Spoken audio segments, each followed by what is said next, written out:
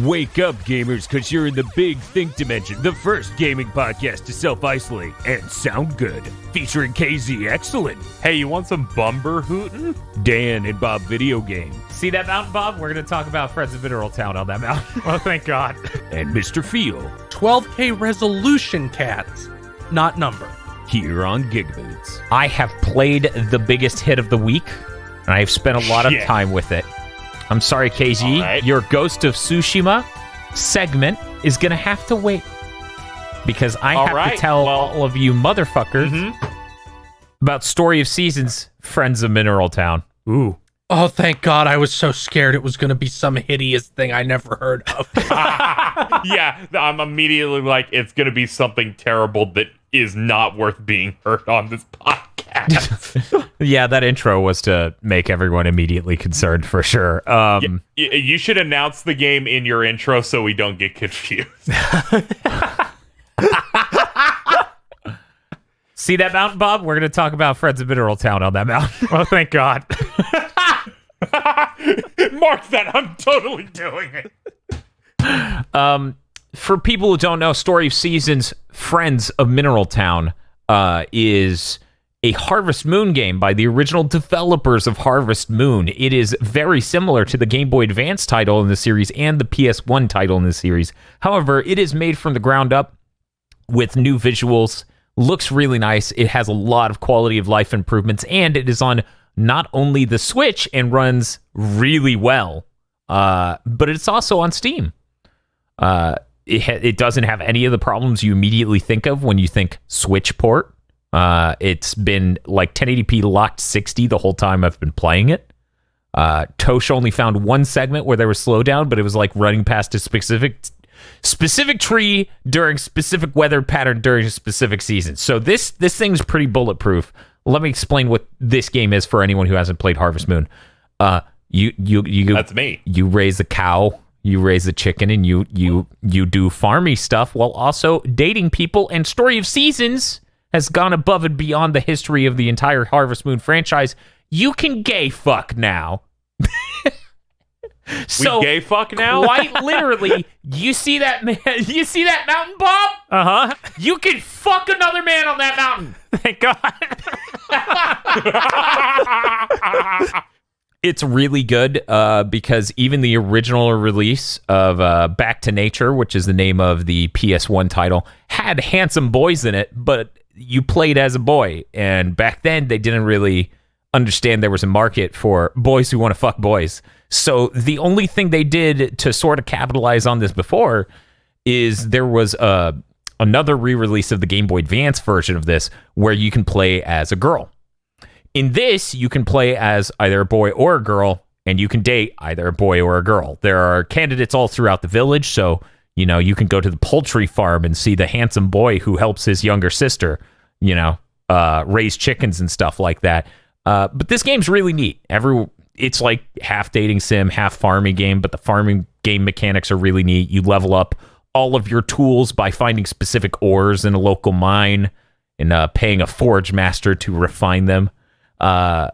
It's really good. I'm not sure how to describe a farming game to someone who hasn't played it, but you need to clear out your land and then you can plant some stuff. You water it every day, or you get the help of Eldritchian spirits to help you water it every day. You can do that.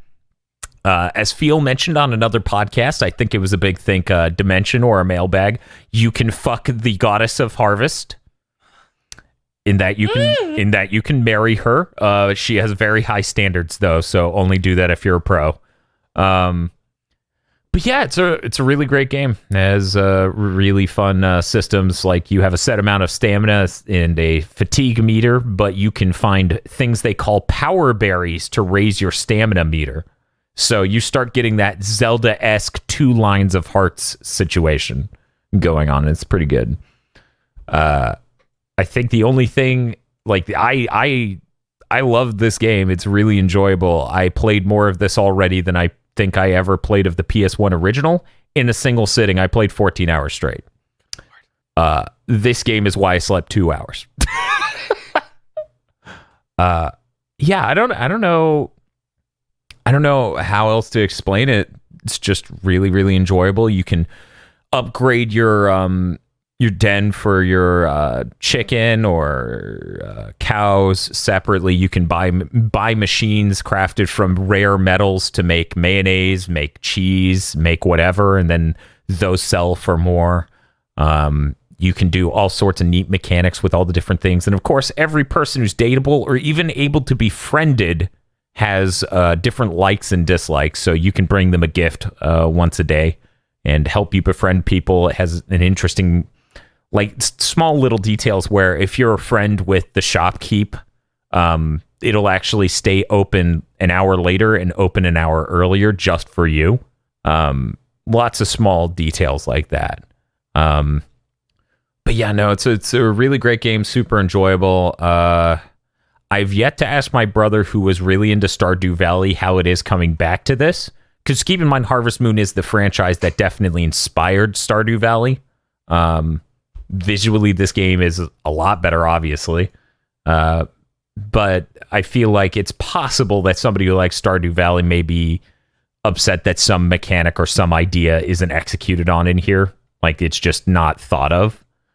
But I don't know. It's visually very nice. It has some pretty decent music. It's a great game. I highly recommend it. 10 out of 10. There. My segment's done. I'm really glad to hear it runs well, because I know that the reason I never bought the Story of Seasons games for 3DS is they never ran well. Oh, yeah.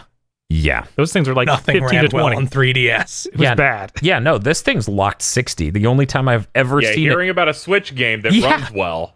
Yeah. That isn't like especially when it's not like a first party thing. Right. Yeah, this thing, great news. I was mostly buying it for the strawberry cow, which I posted a picture of on Twitter. It has a bell that is shaped like a strawberry on its tail, and it is a pink cow. Speaking of which, that is literally represented in game. You can get a normal cow, or you can get a coffee cow, or you can get a fruit cow. Holy shit, a coffee cow! Yes, it's so good. I named mine Dunkachina. Great. You don't butcher the cows, do you? No. Okay. No. Okay. No, you just milk them, or you go to the Daddy's thirsty. You go to you go to the cow farm and get the cow impregnation kit. Well, they don't want to imply that the cows it's are called fucking. my hands. Look, Bob, you're not going to keep a bowl around. It can't make milk. But also, you need to have cow babies because cow babies are cute. But then you could have a vanilla bowl. Bob, I'm not going to even respond to that because that's a dark road to go down. It is.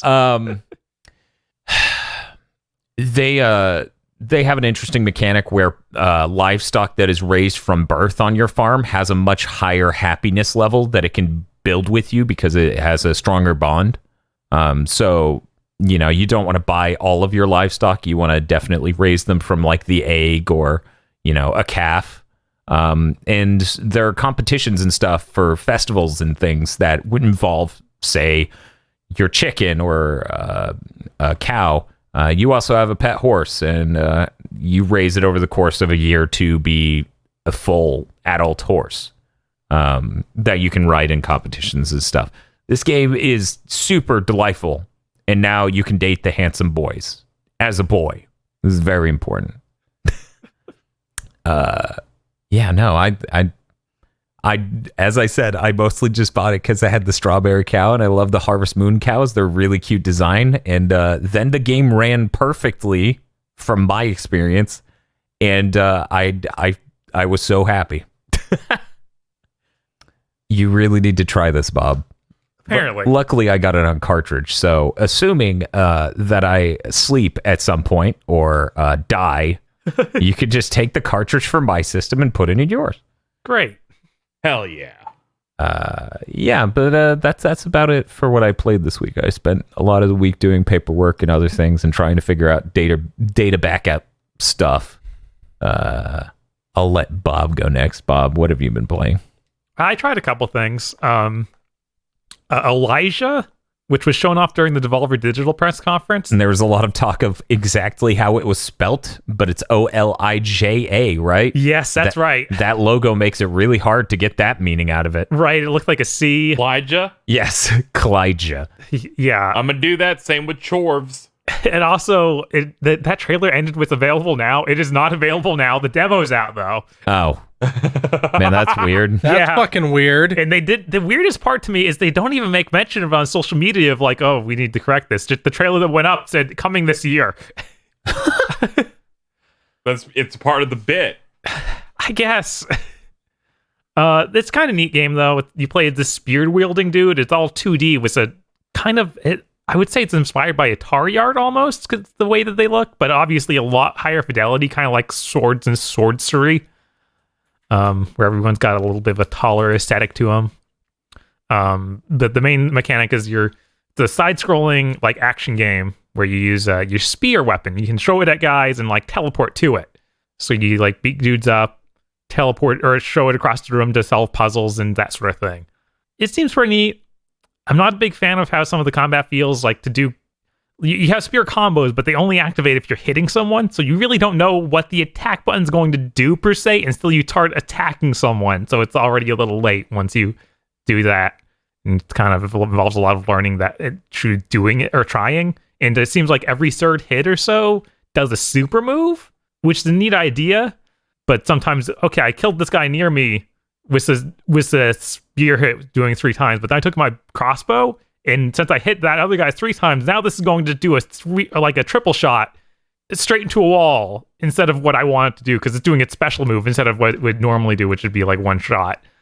So it takes some getting used to, but there's got some neat puzzles, like since you can teleport to your spear after you show it, there's a lot of stuff where you like need to throw across the room and get to it when you can't quite reach the thing you need to throw it at, so you need to get to a different angle to throw it there. And you can't just teleport to anywhere. It has to stick in something. So like say there's a special black monster on a wall, you show it at that, then you teleport to that and it's clinging to the wall, and then you jump up over it. But I think there's a lot of potential here. I'm excited to try more of it. It's got a really neat art style. The other things from Devolver Digital, I played the Devolver Digital Expo. Damn it, I forgot to do that. Did anyone else play it? No. Okay. I thought Field did. Yeah, I haven't been able to play any like PC things. Oh, right. It's neat. You go around the E3 Convention Center, but it's all covered with Devolver Digital stuff.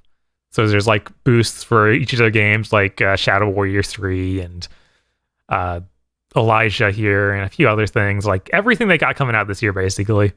And the thing's been taken over by robots. Like the whole thing is abandoned and just these robots are security guards, and you need to pick up the t-shirt launching gun and you shoot them with it, and this stops them for a moment so they don't spot you. But if they spot you, you're like sent back to the last checkpoint. It's kind of neat. It's really obviously just an interactive ad. Like the time you enter a booth is like complete the objectives, and one of the objectives is watch the trailer. So you stand and you look at the TV, and it takes the whole screen up, and it's like, okay. I think that's hilarious. It's funny. I don't know if it's good. I also got collectibles all throughout. They're like hidden game number 1 of 4. You got so many of these collectibles. I got all the collectibles for one set of them. Like there's 3 sets of 4 items, and I got all the collectibles for it, and it didn't seem to do anything. So I don't know if that's just in there as a joke. Like, oh yeah, haha, you thought we'd tell you a game that's coming out? Instead, it's nothing. Bob, what if I told you this game updated yesterday? Oh my god. That makes sense. It might just be fixes. I'm going to assume that it's just these things they've listed and not secretly shoving into content. Yeah, I just started looking on like websites to see if anybody like posted things they found it in. I didn't find anything. So I assume there's nothing, but maybe I missed it. The other game I played a tiny bit of was Hyperspace, the new Battle Royale game from... Take that again. Hyperspace? One more time. What is it actually? Hyperscape. Scape. I wrote it in my notes wrong, so I was doomed. Oh no! Oh no! So Hyperscape, the new Battle Royale game from Ubisoft, with a good name. You ever notice how a lot of names nowadays just target people with dyslexia? They're coming for you, Bob. Apparently. Wait a second. This isn't Kirby. Looks at box. It says Carby. Our game's name is a palindrome. I love Vajno Kazupal. But this game seems neat. It has a lot of things that seem like they're focused around having multiplayer going, like having a team you're playing with. Some sort of Suicide Squad. Yeah, having a Suicide Squad to play it with. Yeah, that would Or be suicide duos. that would be us playing a fucking battle royale together. All right. Yeah. Jesus Christ. But I hear there's a lot of things about reviving and stuff. I was only able to play the single player mode, or the solo mode, so I don't know. Maybe at some point we'll get the big crew together to play it. I have no idea. Yeah, there's like some stuff you can do in there that lets you set down like a revive thing. So if you're like dead, you can ping other teammates like, please help me. And I watched one stream where their team refused to revive them. And I was like, oh man, he's so angry. But it's doing a lot of neat things with guns. It's got a system where you like pick up a gun and you pick up the same gun multiple times and level up like 4 times and get stronger as you do it. So that's cool. And also faster reloads or faster shooting. Different for every gun. The guns even get slightly different designs as they upgrade. It kind of reminded me a lot of Vanquish. I was like, this is a really cool system to have in a game like this. It really encourages that exploration mechanic to it. Yeah. And moving around the environment feels good. You have like a slide like in Titanfall. Yeah. A double jump, and I believe there's even an air dash or something. Maybe not. Maybe that's a power, because you also get these powers that do things like, okay, this one sends you like a mile in the air and you fly back down and hit the ground and it like knocks everybody up around you, or an energy wall you can put out. Do you land like a Marvel superhero? It's first person. I don't know. Oh, okay. Hey man, they could show that in first person. They could. You can think about it. Sure. Okay. A lot of the buildings are enterable. This seems like it's a much smaller map than a typical battle royale, because I was always running into people really quickly, and you can move a lot quicker as well because you have stuff like sliding. But everything's filled with skyscrapers or other types of buildings that you can shoot the windows out and hide in. So you can't see through the windows at all. They're like solid walls, but if you shoot them, they break open. You can go in them, and there's like full interiors to a ton of the buildings. It's very neat. It's the most excited I've been for a battle royale probably ever. Yeah, also, it looks really good. They changed the way that the drop-in system works.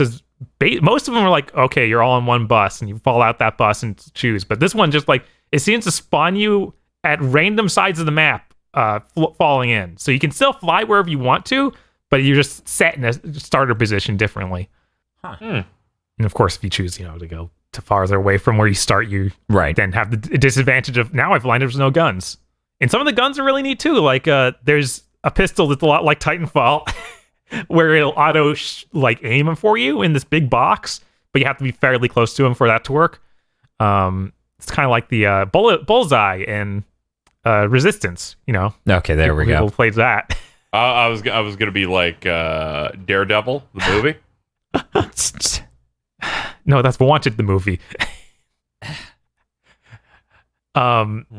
You also get grenade launchers where they bounce all around, and this big energy rifle that shoots out this energy ball that explodes.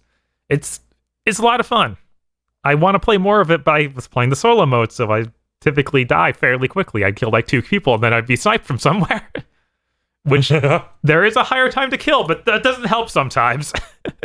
If it's a sniper, no. Especially because it's like anyone can get on those rooftops effortlessly. Yes, but it does seem to take like 2 shots at the sniper rifle to kill you. Because I was messing with it even it boots you straight into a practice mode where it's like, here are all the guns.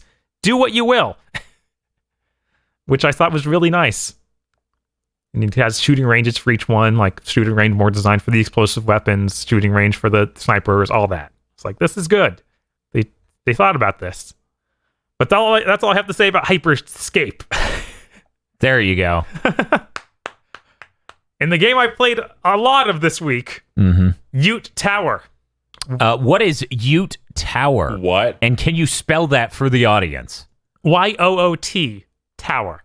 Okay. It's the sequel to Sim Tower. Is that like a different version of Yeet? Ute is apparently the man's name who designed the game. So they put his name in the title because they couldn't get Sim Tower 2 for the States, because this one wasn't published by Maxis. Apparently, the original was like not made by Maxis at all, just made by this other company. It was just called The Tower in Japan, I believe. And then they took a sticker and they put Sim over the word the, Yes. and it became Sim Tower. So this game's a tower simulation game. You build a you have like starting fund to build a tower. You get several different locations to choose from. This comes with Hawaii, Tokyo, and a third one that doesn't work in the US version, so I didn't even play it. What? Apparently it works, but you can't save. You just can't. Bob, I don't think you clarified how old this game is. This game is from 1998, is that right? Thank you. Yeah. Yeah. I thought this was new. I'm sorry.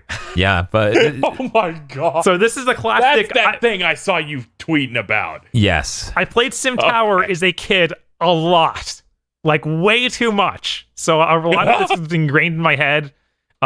Ute Tower, which is Tower 2, basically, has all the same sound effects, all the same graphics from that game that's even older, which is like probably 96 or something. So don't expect to be wowed by the graphics. I had to go to like, this game isn't sold anywhere anymore. I had to get it from Abandonware. Yeah. Because it's gone. Apparently the Japanese version got tons of updates we did not get in America, so I need to go find that somewhere. Maybe if I'm lucky, somebody's done translation patch. I doubt it.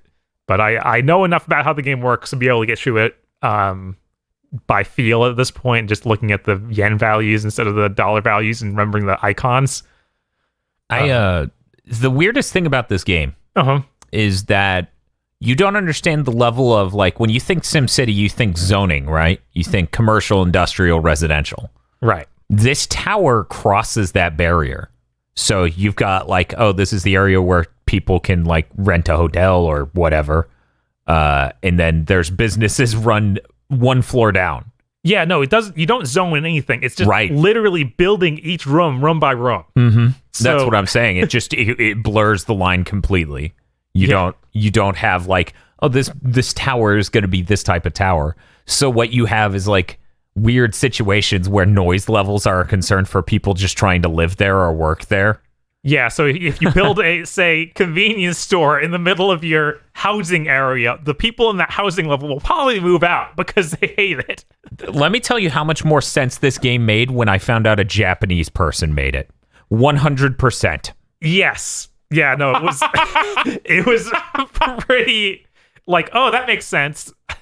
Like, oh, okay, now the entire concept begins to click for me. Don't you think this makes a little too much sense? I was confused and sad that I couldn't build my hotel underground. Oh, Because you can build into the subterranean. but you can't make people live there? No, you can't Like make mole people? I was super disappointed because you have to build down 8 Feed it to floors an alligator. just to build a subway connection. Okay, that's... But so then I had 8 floors of nothing and then a subway. Ah, you can't even put a food bar down there or something? You can. I have some of that, Okay, but I already okay. had some of that That's from something. yeah. I was like, yeah, cool, have this underground pub.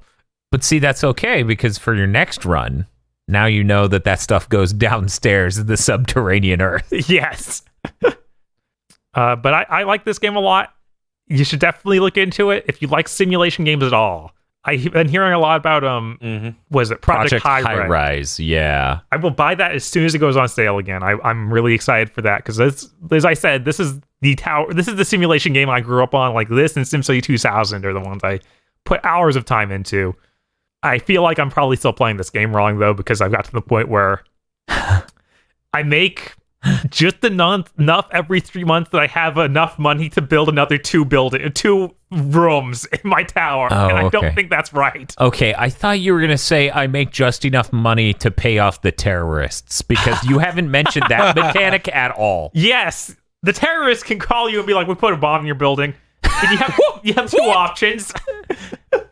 Okay, pay up, or you have your security force go look for the bomb. And they can fail. They can fail, and then you lose a part of your tower. Oh no! Also, they called me before I had a chance to build security, so it's just like you have to pay them. You go in debt. Yeah. It's bad because for this game, unlike the original, you can't build your security thing until you get 2 stars, which is stars are a ranking system. Like, okay, you have so many people in your tower, you have this much clout. That's how you rank up, and then you can build more stuff. So I wasn't able to build that yet, and was like, I can hold off on building security. Immediately get that call. I was like, nah, give it $30,000. So you do, and then you cry a little bit. And I hear other things can happen. None of it's happened yet, but like fires can start. Oh, you haven't had a fire? I haven't had a fire yet. Huh. I had that in the original game quite a little bit, but I've lucked out. I guess you're just building things correctly. I don't think that's it. I think it's random, and sometimes it's used to hate you. Oh. But that's all I got. Okay. I'm going to throw it to someone else, but before I do, I realized I was really remiss in not discussing what the quality of life improvements are. Because for anyone who's a fan of Harvest Moon, they really want to fucking hear this. You can walk through fucking plants. You no longer have to do a 3x3 grid a la Mega Man boss select. Because my god. Normally you have to put a hole in the middle of the fucking 3x3 array so you can jump in the middle and water things and pick them up. No, you don't have to do that. You can do a filled out fucking square. You can save at any point in time anywhere and also load that file from any point in time anywhere. This leads to you cheesing the mine, which I went down to floor 100 on the mine and I'm only barely into summer. I have the highest level watering can. I'm so strong. What else? They have a lot of quality of life things that are super appreciated. Similar to that. But those were the 2 major ones where I was like, anyone who plays Harvest Moon knows how impactful this is. It's really important to have 8 save slots and be able to save anywhere, because I'm a pathological workaholic and I worked my guy to the point of passing out 4 times already. The doctor's just like, hey, what are you doing? And I'm like, being strong. I grow the turnips. Some people like to play Harvest Moon to take it easy. Not Dan. No, I destroyed my social life because of how many turnips I planted. It was fucked up. There are all these like amazing candidates and cool mechanics around it and festivities and stuff. And I'm like, it takes me 19 and a half hours exactly to fucking deal with all of my crops. It was bad, but I'm rich as shit, and I have the most powerful watering can, so it was fucking worth it. Now I can buy the women. Whoa. Yes! You hear about that guy who owns the farm? He bought my daughter. Why'd you sell him your daughter? I didn't. He bought her right from the U.S. government. Ooh. But yeah, I just figured I'd mention those. Also, the soundtrack's completely redone.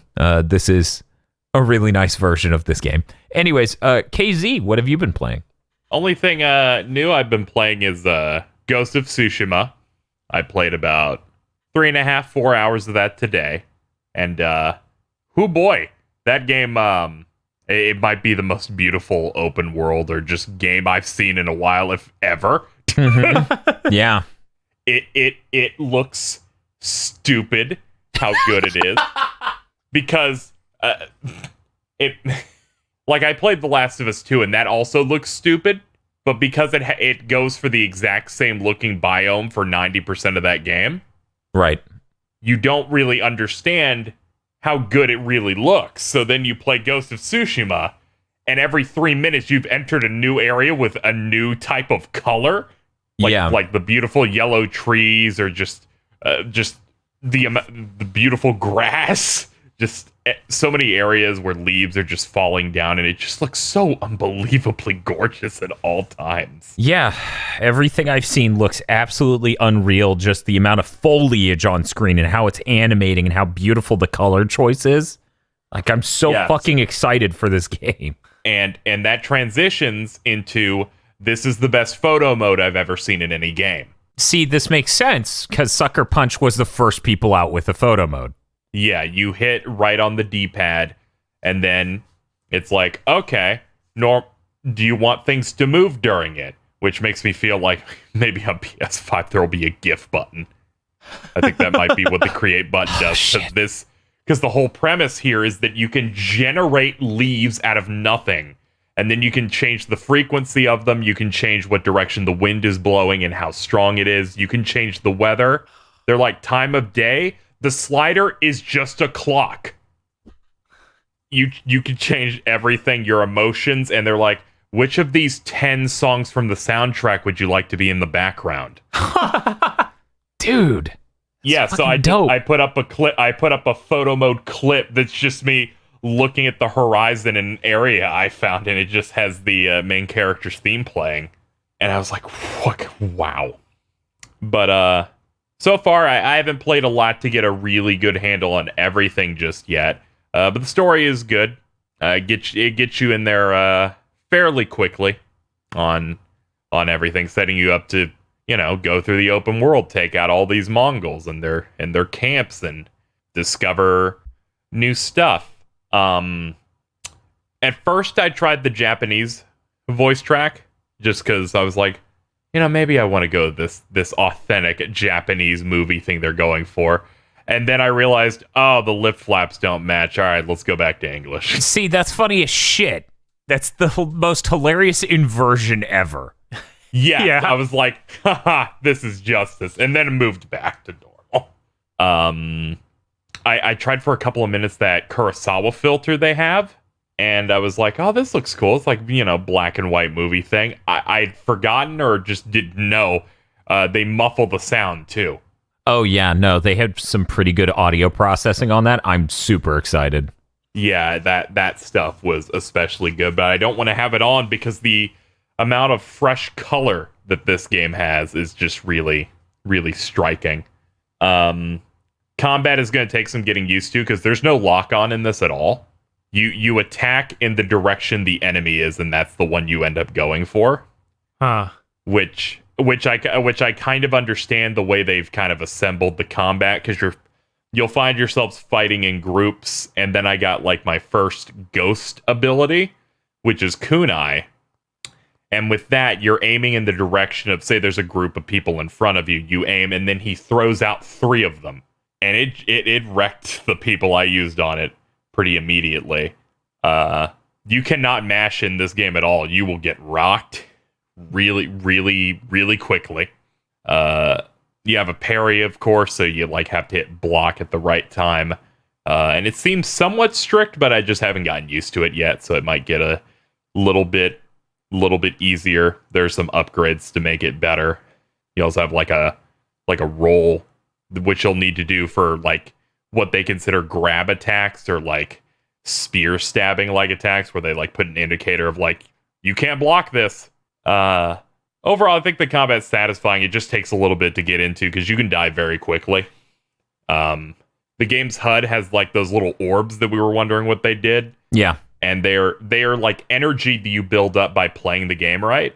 And as you do them, you tap down and use them to heal, and apparently use them for other special skills. But I was mostly using it to keep my HP up. Yeah. That's a cool dual use there.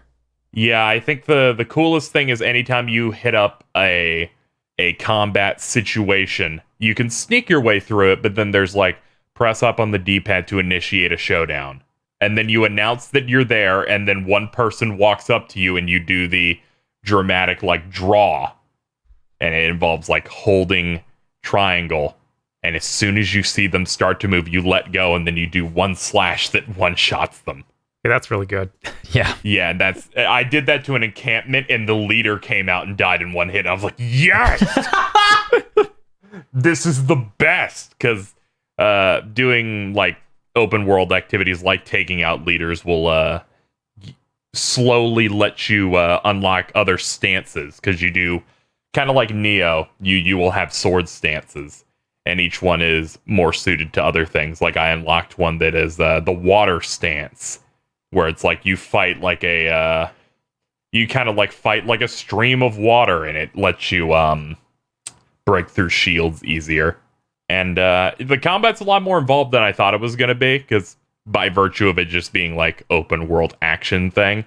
And I'm glad for that. It seems pretty fresh.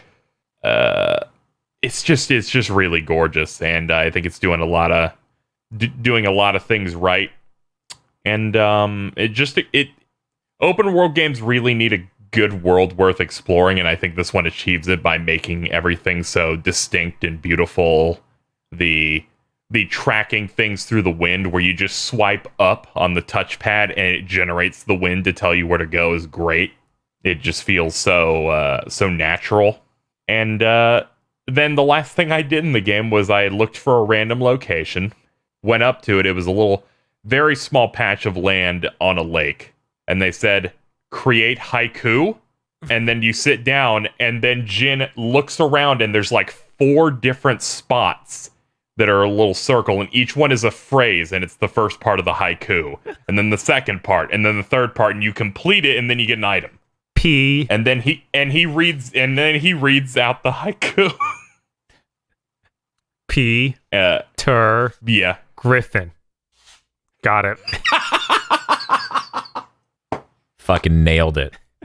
Yeah, I it's just little voice stuff like that I think is nice. Like, you name your horse one of a few options, and they recorded lines for each one.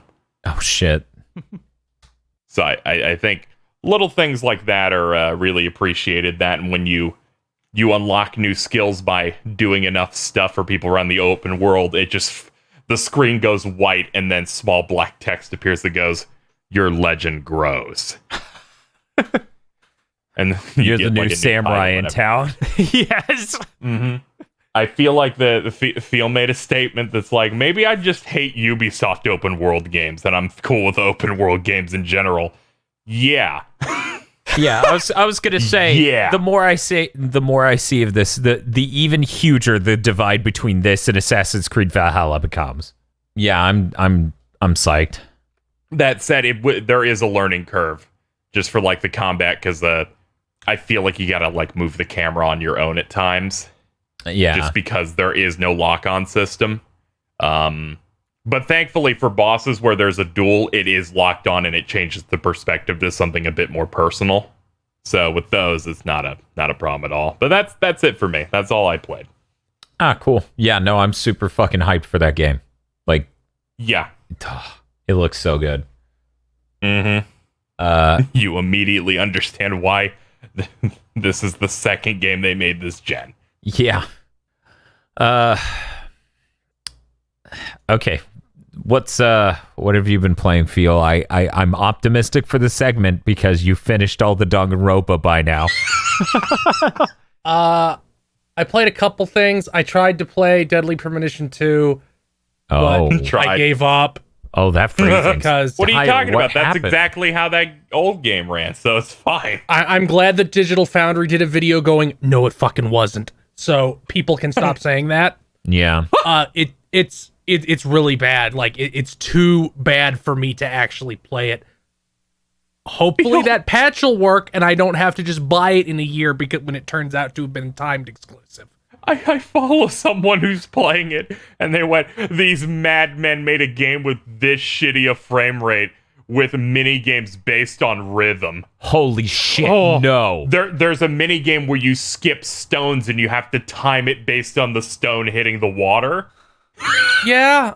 And I looked at it, it looked like it was going at 10. That's fucking dire. It runs sub 15 most of the time. It was that and the bowling one where it looks so bad.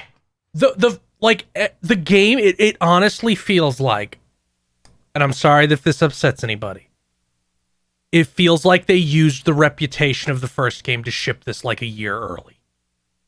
Yeah. Because facial animations look really bad in ways they didn't in the first game. And the first game didn't have good facial animations. They just it had adequate facial animations.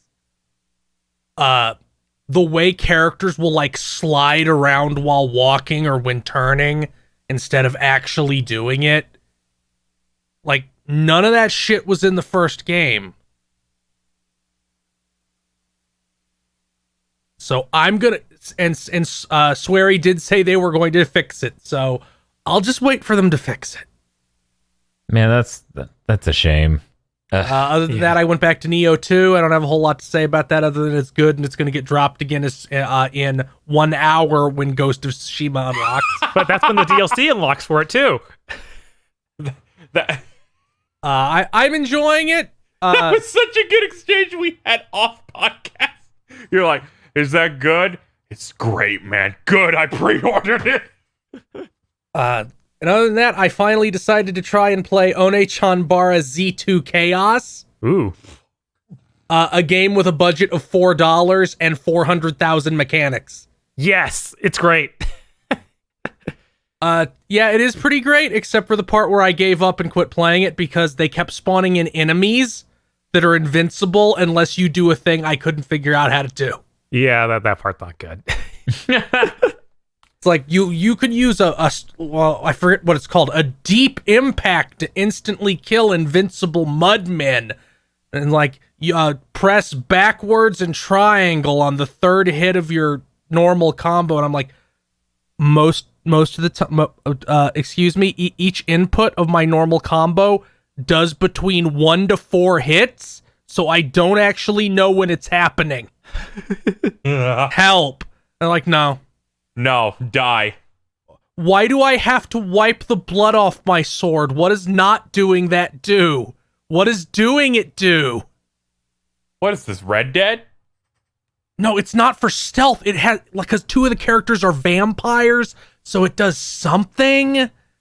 Oh, I thought it was like unnecessary mechanics. You have to show the blood out the blade so that they don't get caught in the enemy, and they keep the attack power up. I think that's the idea. Oh, okay, because there isn't like a lengthy tutorial teaching you the 375 mechanics. No, it just keeps showing more in. Oh my god. I was like, okay, I figured out that if I tap the attack button in rhythm instead of mashing it, I do cool combos where that go faster and do more damage. And I figured out that if I knock an enemy over, I can hit these 2 buttons to stomp on them. But there's so many. Like if you finish a combo and change characters at the exact right frame, the next one will come in and do a big hit, and then you're playing as them. And there's 4 characters you're playing as at all times, all of who have different weapons and combos and abilities. Yeah, this game is a lot deeper than DMC the DMC. It also feels a lot better to play. Yes. I'll probably pluck at it a little bit because I don't want to entirely give up. I am interested in One-Chanbara Origins, which came out in Japan already, and I don't think it's getting an official English release. I think they're just going to put English text into like an Asian version that's coming out soon. Okay, I was wondering, like, I hadn't heard anything about that one in months. And like it's a remake of the first game in the series, and it has like a more anime art style than this one, which has like a semi-realistic one. I'm also, again, very confused as to why these people aren't just making, like, why this isn't what Senran Kagura is, because they're made by the same developer. Yeah, I guess with Senran Kagura, like, we have to have this many characters. Like, you don't, though. That makes it a lot worse. You do. Just copy and paste the fucking moves. I don't care. I just want it to be something closer to an action game than a bad Muso. Right. That's all I played. Well then, I guess that means it's time For what, Dan? to talk about the Podlords. Oh, the Podlords! Yes, that's right. The Podlords. Podlords such as Danny Richardson, E. Lee Broyles. They Podlord now? They Podlord now. Stadia fucking sucks. Red Blaze 27. They need a win, but they're not going to get one. Nope. Unused Jucifer data. Suzu Shiro. Emperor Zero. Shibuya Gato letting people know GIFs apparently work on the Patreon icons. She has made it the dabbing thing from Kingdom Hearts. Hell yeah, she made that from scratch for a stream. This is really good. If you want to see how it looks in motion, go check out KZ streams. Correct. The giant golden podlords doing the devil trigger dance on Bob's lawn to Geo's theme from JoJo's. It's a good thing. Oh my god. You can only get over this boat ramp as Kazooie alone. See, that's why it was so hard. I did not know I needed the Briegel Bash. Yeah, that's the real problem. They changed their fucking Patreon icon to you swimming towards the boat ramp. I'm losing it. I love how they always go through the throat for me, and I'm like, fucking Dan did it first. Yeah, no, that's just a normal human reaction. That's why I enjoyed it so much. I was like, good, I'm sane! Lady Popscorn. Maddie. An atmospheric horror adventure game by Ubisoft Software. Thank you. I like Dan screaming, I'm sane. Rosebud frozen peas, full of country goodness and great green penis. Ooh. Prominent. What the? This one, that snuck up on me. Okay, whatever. We're sticking it in there. Prominent historical figure Gary Busey makes his debut in Fate Grand Order. Oh, God. Why hit teeth like that? Because it's an edit of whenever they do these little comics featuring the female protagonist, who is the only one they use, they do like chibi style comics. They make her a lunatic. I have seen that, yes. The wonderful 101 Game Studios that Microsoft bought. Oh, No shortage of feedback on those. No. WTF Spider-Man. Mr. I Like Spam. Yeah. Am I looking at? What the fuck am I looking at? Okay. I guess I need to post the image to you two at bare minimum so that way you can guess what the fuck I'm looking at. All right.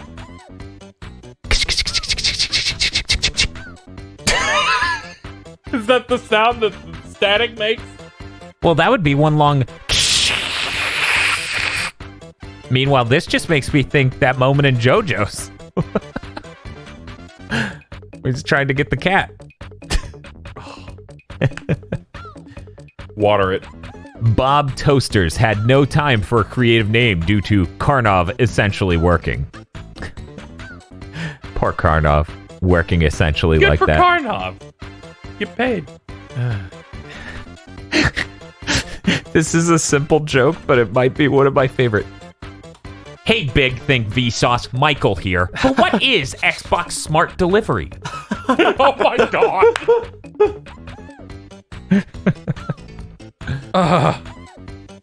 One day we'll learn what it is.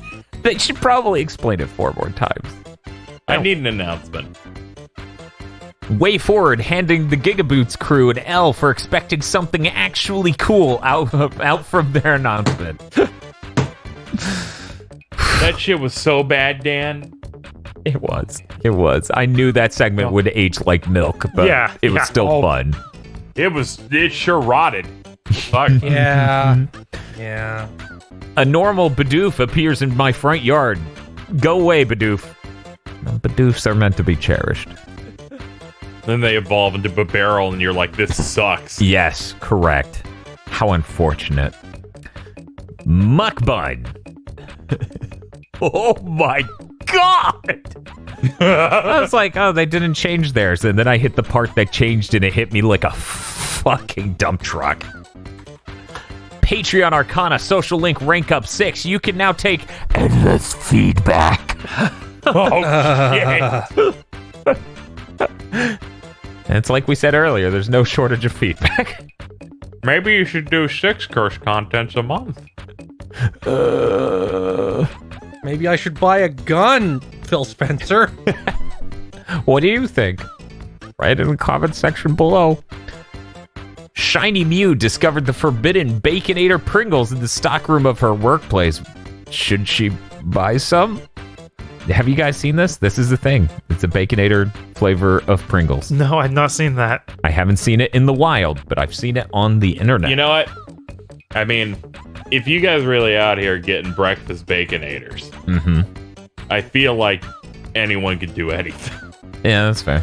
I kind of want to try it, even though I don't like Baconators. I don't like Pringles as much as Stacks anymore. Stacks raising the bar didn't help my appreciation I of didn't Pringles. know. Stacks are better. I need to try Stacks. Oh yeah, they're really thick and they crunch good. Yeah, they gotta go crunch. They have a bias. Means I won't. Classic Pringles are great.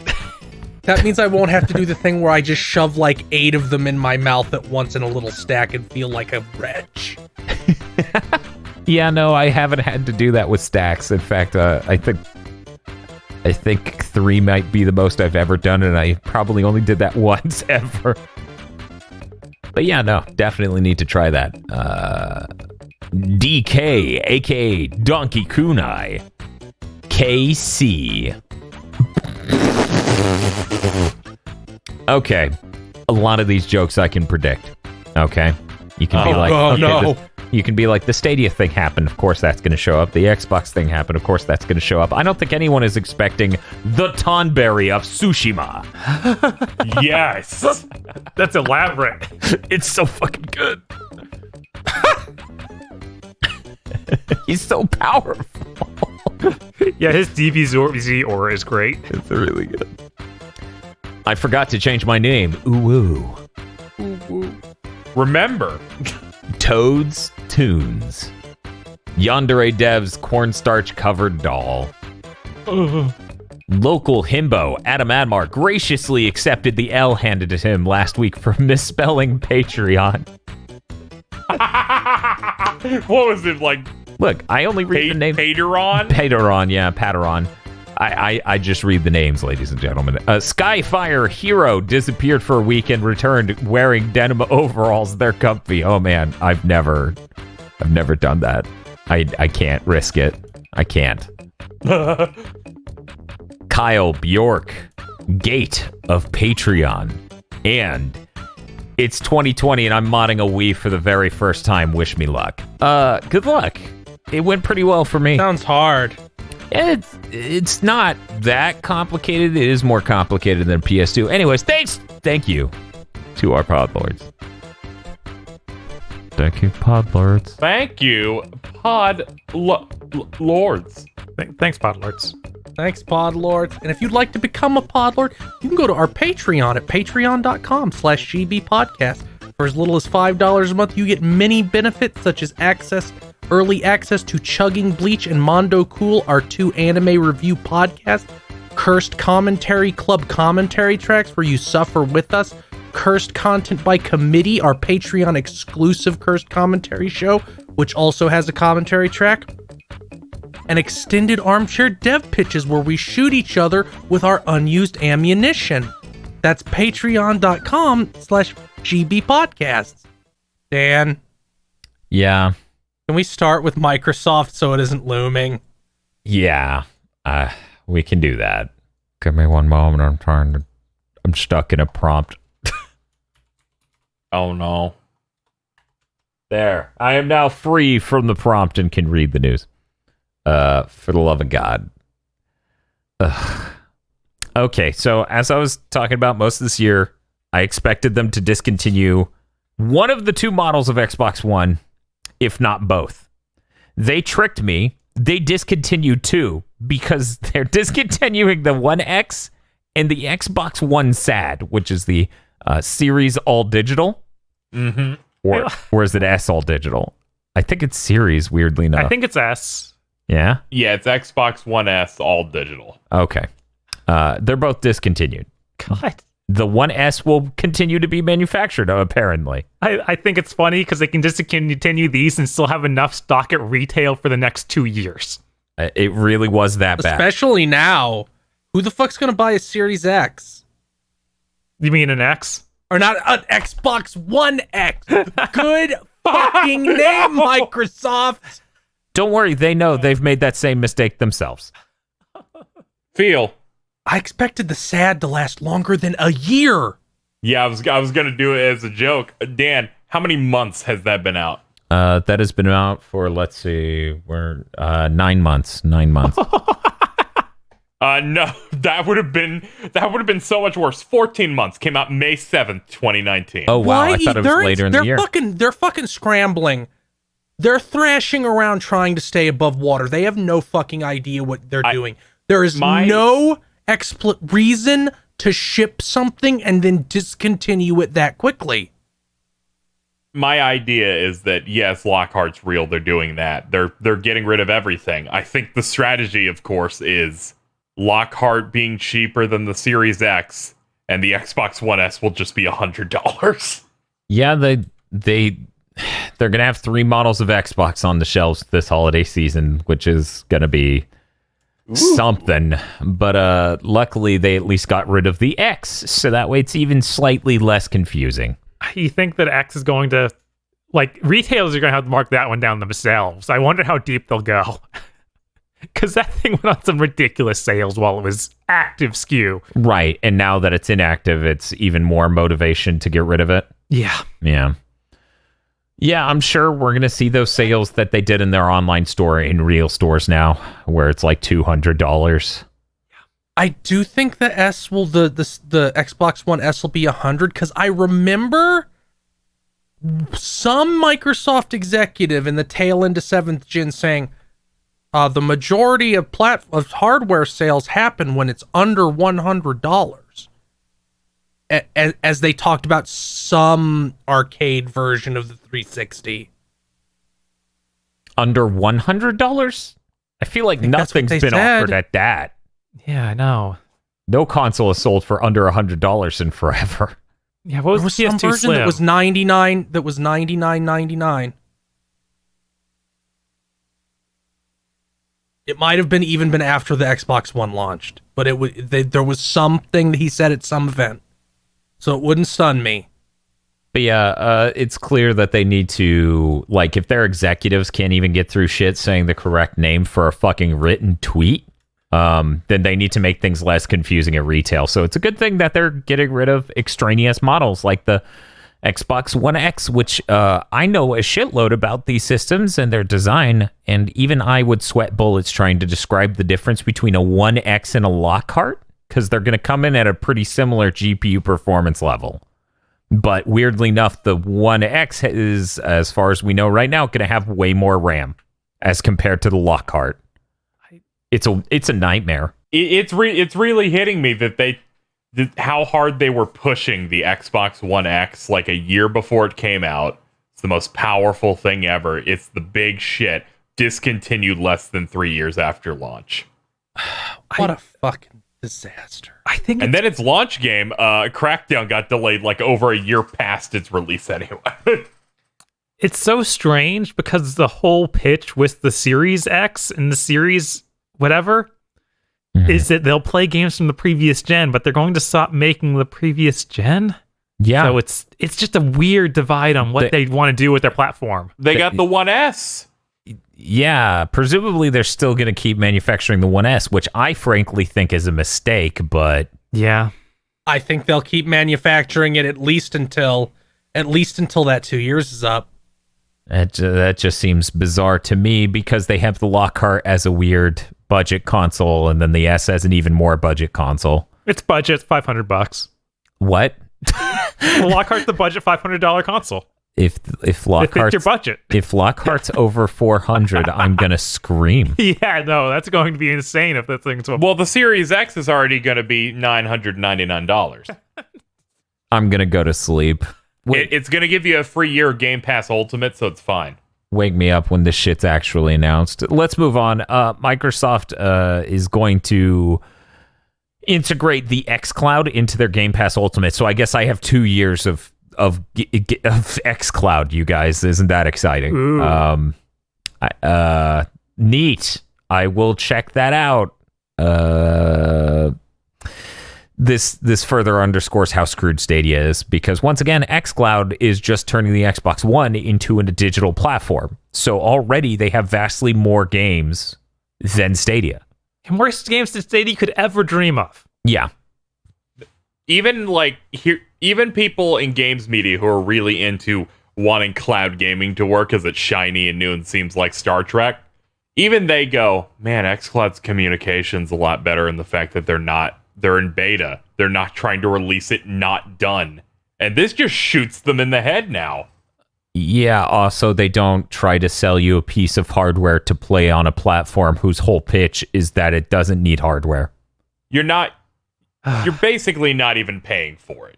Because no one's like seeking out xCloud. It becomes a pack-in thing. Right. It becomes a marketing thing, if nothing else. Like, if no one uses it, they at least get to say, oh, we have this many people using cloud streaming, which makes them look good. They love engagement numbers. They do. That's the only numbers they do love. That's why they pack them into, what was it? What was it? No! Phil, what did they pack this shit into? A box of snacks? Captain Crunch or something?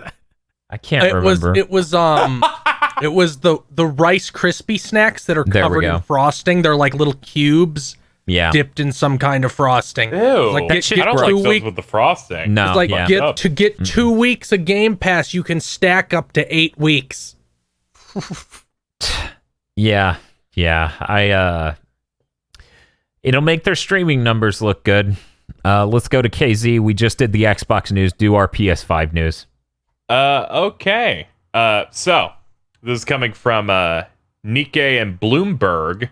Sony is upping shipments of the PS5 by 50%, jumping from 6 million to 9 million for 2020. I saw people posting about it. This is already outpacing the amount of shipments they ordered for the PS4. They seem prepared for success. That's fucking hilarious because everyone's like, oh, it's a higher price console. They're going to be conservative, blah, blah, blah, blah, blah. And then Sony's like, more. And everyone's like, what? That doesn't match up with what might be a $500 or $600 console. Unless... Do it. It would be fucking fantastic if Sony came out with the sawed-off shotgun that is $400. Yeah, no, that'd be would crazy. Brutal. Wouldn't it have been amazing if there was like we were in a press conference climate and they just do the PS1 thing again? $399 and then just leaves. That would be great. And it's a shame that we can't even have that moment. They basically have to live stream it and enable chat. That's the closest you can get. And that's in a world where they do that, but who knows? It is entirely possible in the grand scheme of things that Sony's messaging on price is just to, psych out Microsoft. yes. God, It would be brilliant. It would be smart. And nothing they're saying is technically incorrect. we're all about value. I really think they're doing that because they put up the PS5 pre-order pages everywhere on Monday, but didn't let you pre-order. Yep. They're waiting until the last possible moment. Yeah. It was a real detailed page too. I got scared. They will announce the price and when pre-orders are opening 30 seconds after Xbox thing. No, they're going to do it before because it's like the grenade going off, the volume on everything else goes down. I mean, they don't need to turn the volume down too much. It's going to be Halo, and that's it. Hey, man, I'm excited for Halo, but if no. fucking Sony comes out and says our console's 400, all I'm going to be thinking about is the fucking console's 400. Meanwhile, we're shipping a box to retail that says Xbox. I just like to imagine that they have their price prepared during the game showcase, and it is like $550 or something. And the Sony announces it, they're like, "No, we can't pull the feed. Cut the feed." It's gonna be like seeing somebody get hit by a car in slow motion. They'll be like 500 and like the fingers going down to tweet PS5 is 400 at the same time. But they can't stop it. And it's coming to retail for and then the stream is cut. The guy's about to say 500 and like warning symbols start covering the background behind him, like on a green screen. They took an axe to the fucking internet cable and it literally looks like the bit hacking look. So the stream itself starts getting horribly distorted and crazy sounding. But yeah, no, the The PS5 pre-order pages are everywhere. You know what else is happening soon? And by the time this goes up in the past, they're going to let Jeff Keighley touch a controller over at PlayStation. Yes. Seeing that controller in that man's hands, I was like, oh God, it's real. Like, it just has this moment, right? Where it's no longer... What will the create button do? Yeah, I wonder if they're going to talk about that. I kind of don't expect them to, but I think it would be absolutely fantastic if they used that like stream as a way to be like, hey, check out the new controller. Okay, yeah, we're going to talk about that feature now.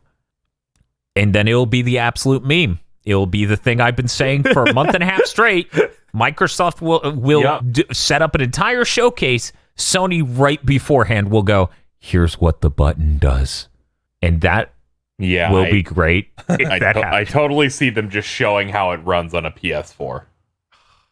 Unless they want to give Jeff the exclusive of that's what the UI looks like. Man, there's no way that man's in that good with Sony. Right, that'd be insane.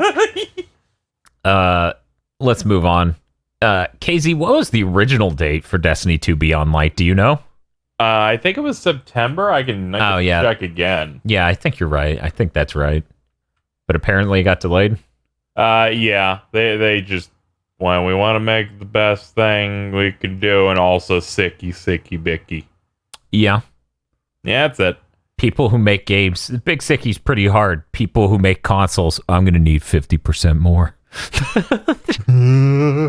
Yeah, I think they literally said that they had to increase the shipment because of the virus. Just like, yeah, no, the demand's up. I mean, that's true. Demand's fucking higher than ever, and good, because I love gaming and I love people getting into gaming. Like, I think it's a great hobby. I also want it to be easier for me to get a pre-order in. Oh no, I'm good. If somehow through all of my Batman-like planning, I do not walk out with a PS5 on launch night, you will read about it in the news. Oh no. Bob, we're walking on clouds right now. I'm going to need you to take us down, talk about the new anime coming to Netflix. Netflix is getting a Dragon's Dogma anime. Why? I don't know.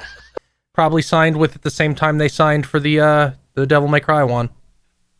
Maybe. This one, yeah, and it's coming out really fast, it feels like. Yeah, it's coming out in September for Japan. Who knows when it's going to hit the US? They usually take a little bit extra time. Because it's Netflix. Netflix, they're the worst at dealing with anime. They have no idea how to bring it over and how much they're ruining the numbers on that because they just won't do it episode by episode. Netflix has no idea how to do fucking anything. We have to do it all at once and not week by week, effectively killing the conversation for any show. Yes. Itsuno did tweet out saying, "Hey, I'm supervising it, so that's good. Probably at least be accurate to the game lore." That's neat. But that's all there is there. That thing looked kind of rough. Yes. That was great. Of just you going, "Oh, look at this," and then shots come out. "Oh, this looks bad." Like, I couldn't believe how bad the dragon looked. There were some just seemed unreasonable. There were some comments on my stream about it of, whatever, it doesn't look as bad as that Berserk anime. And I'm like, you don't see this shit moving yet, do you? You don't know that. No, they don't know that. Did King Genasura look bad? Because I didn't watch the anime. It's 3D, but I got used to the way it looked. Like, it ended up looking okay in motion. And the story of that really was enough to pull me through, whereas Dragon's Dogma doesn't even have a good story as a game. I wonder what it's going to be. It has like a really weird meta plot that I don't think would translate well into an anime. Yeah, so we'll see how that goes. I'll watch it. Maybe it's based on the MMO. No. Okay. Yeah, like they gave us some off. It's the beginning of the first game. Oh, okay. Yeah. Well, that I guess I'll shut the fuck up. And while I'm doing that, Bob, talk about Pez. Sure. Pro Evolution Soccer. They're switching from the Fox engine to the Unreal engine. But that game that they're doing that for is like a year out. Like, that's next year's game. So it's going to have Nanite. Hopefully. That'd be cool. It's on the ball. Cool is an understatement. If you had Nanite on that stadium, it would look unreal. Yeah. I have to assume it's Unreal 5 because it would make no sense to switch to Unreal 4. Well, they could do it 4 and then upgrade to 5 the next year, but who knows? Right. That makes sense. By the way, guys, Unreal put up a panel on Unreal Engine 4, the features coming later this year, and Unreal Engine 5, and the new physics stuff. Nanite is actually fast enough to run at 60 frames per second. Apparently, the whole reason that demo ran at locked 30 was the lighting system. That's really cool, because lighting system, I totally expect that to devastate it. But if the Nanite technology was doing that, what would have been a little disappointing? I don't know. Like, of the two of them, the lighting system's really impressive. But that Nanite thing is a game changer. So the thought of getting Nanite games at 60 frames per second is really, really incredible. Yeah, that's what I'm saying. Like, Nanite's the one that will change the way games are, so I hope that isn't what limits the frame rate. Yeah. Whereas the lighting, who cares? Yeah. It's, of course, very impressive and good that it's there, that we finally got to that point. But I'm willing to ditch that. Right, me too.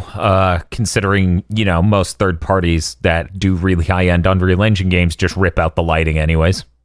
Yeah, I guess they do. Yeah.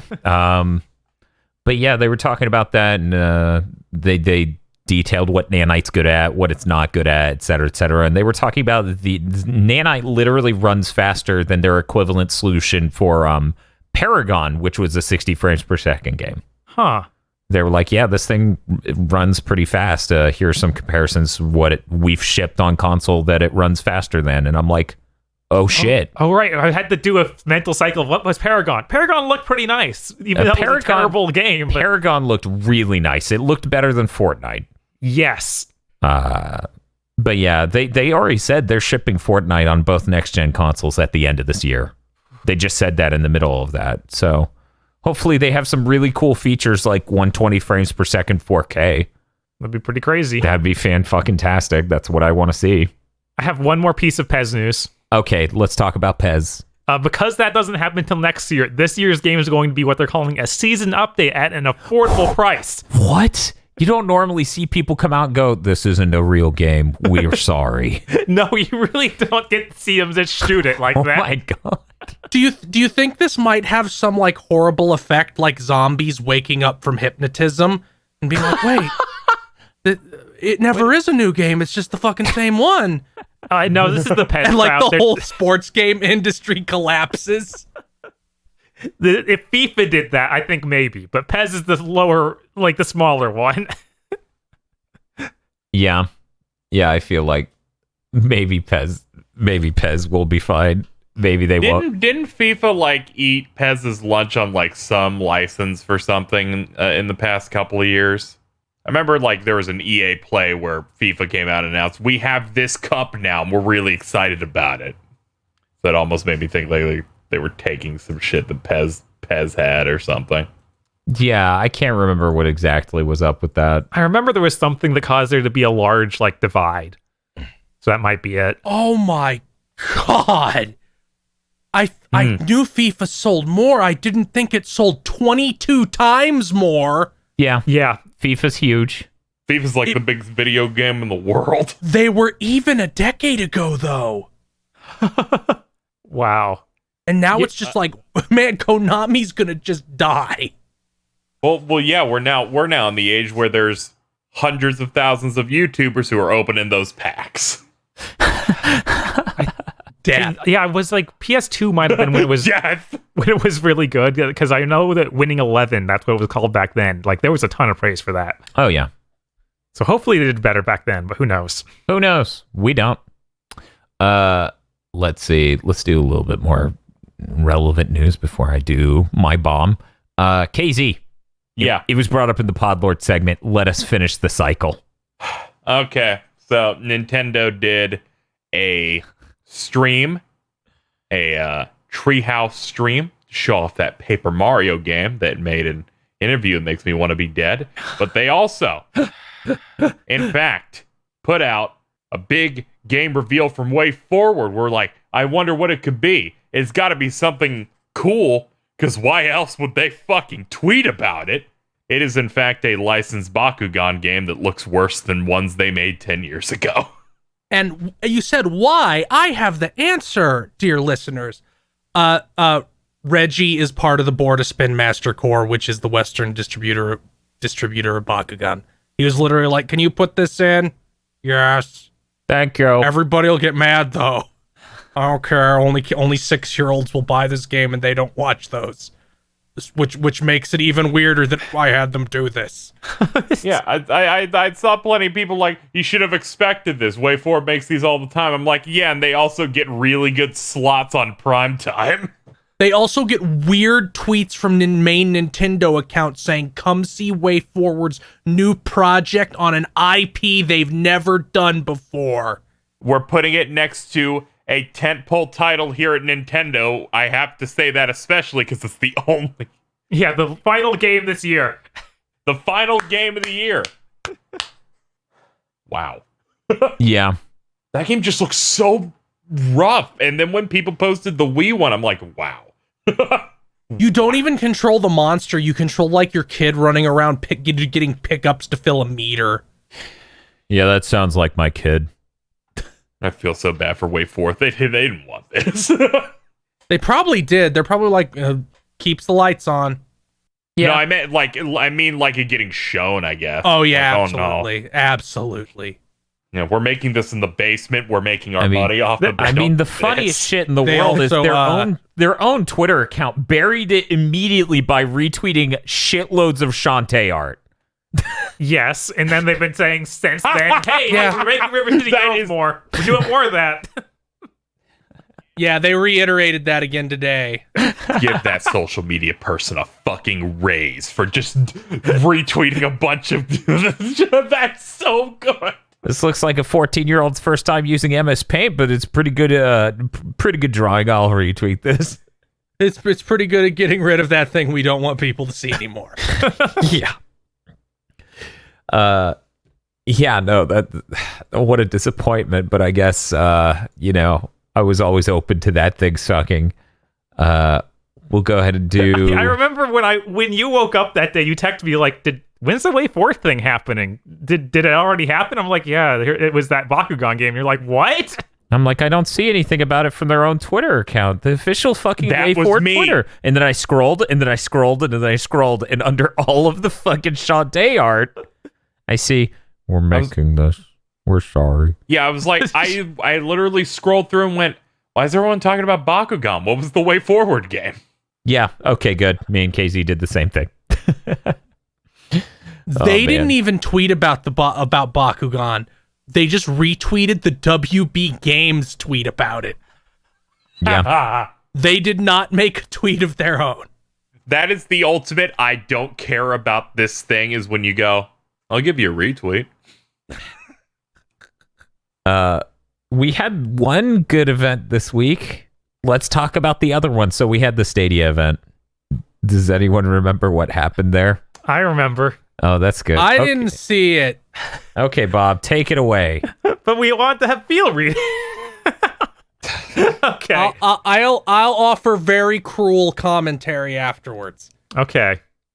The big hit title from some software, Sekiro, coming to Stadia. Everyone applaud right now.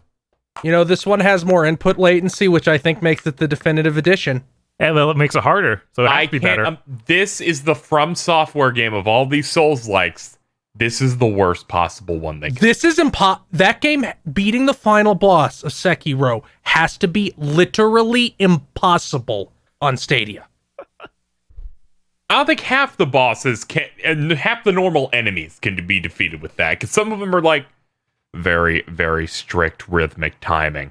No, it's not happening. Just the sword guy with spits on his katana. That guy's too hard for the Stadia.